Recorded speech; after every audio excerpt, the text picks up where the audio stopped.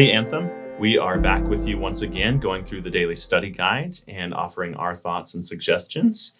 And today I have with me Pastor Michelle. We are going to be covering the fear of the Lord, the accompanying scripture passage, as hopefully you know as you're going through it, Psalm 34, verses 11 through 22. Michelle, what has this brought to your mind as you've studied this? So, buddy, as I was looking at this, talking about the fear of the Lord and just knowing who God is and how big and mighty and all-powerful He is. And during this time of looking at seeking peace and pursuing it and trusting in the Lord in the middle of crisis and asking how I'm doing with that in the midst of this coronavirus that's going around, worldwide pandemic, and just what it means to seek peace and really go after God. I find myself turning on the TV more lately, which is something I didn't used to do, watching news and just letting that stream into my living room for hours, and waking up, checking my phone with the latest updates, how many more people have died, how is it coming to Kootenai County, how am I going to be affected? And so what came to my mind was Philippians 4:8, which I'd like to read to you. Is that okay? Yeah.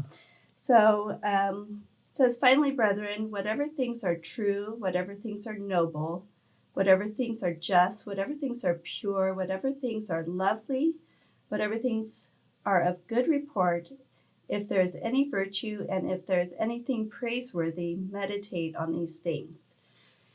And so I found myself making a decision to turn off the TV and not let that consume me and my mind, and to meditate on the things of God. And with my kids too, and not letting that just flood their minds and come into our homes. And so that was... I love it. Yeah. Very few verses have actually impacted my life more than Philippians 4:8. And I like how Paul superficially comes across kind of arrogantly, because in 4:9 he says something to the effect of like, whatever you have seen or heard or watched in me, do these things.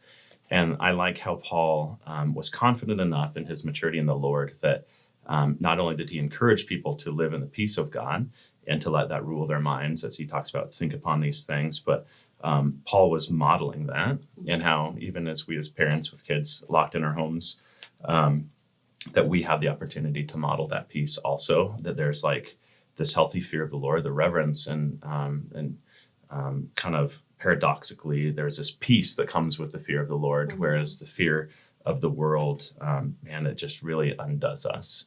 And I just appreciate those thoughts and hope, Anthem, that you guys can begin to know God as Jehovah Jireh, that God is provider, that name that is used, that intimate name. It's a special name. It's more than just the generic God, but David and many others through history have known God in very specific, intimate ways. And one of them is this provider of the peace that we are hoping to find in the midst of this storm. Thanks for joining us, Anthem. We hope that you find this peace, and we will see you next time. Bye.